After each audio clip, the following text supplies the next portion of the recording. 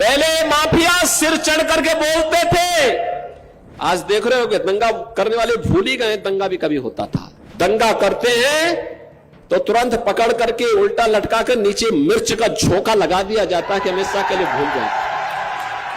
और दंगा और कर्फ्यू लगाने वालों की गर्मी को शांत करके आपको एक शांत वातावरण दिया है, बहुत शुद्ध वातावरण दिया है।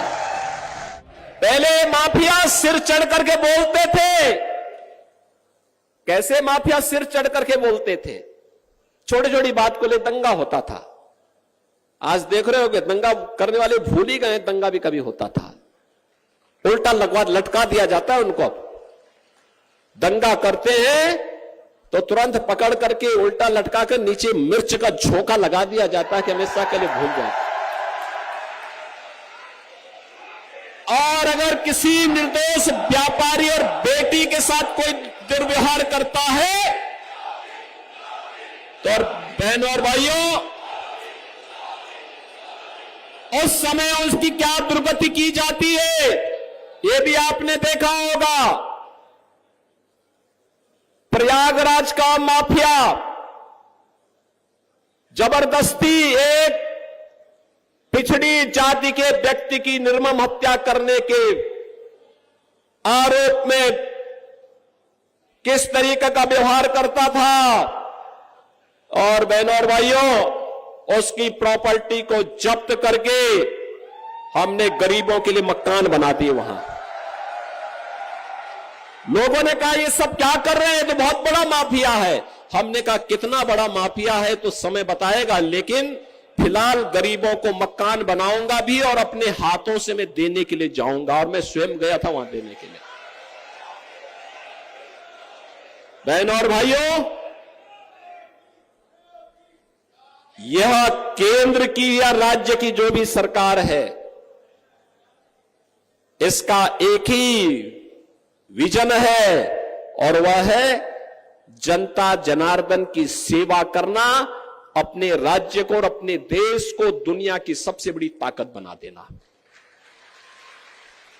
क्योंकि इसी में आपका भविष्य भी उज्जवल है और आने वाली पीढ़ी का भविष्य भी उज्जवल है।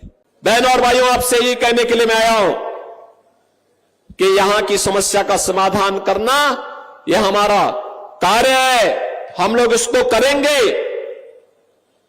देश के हित में हमें बड़े फैसले लेने के लिए देश के अंदर एक ऐसी सरकार चाहिए जो 140 करोड़ लोगों के बारे में सोचे।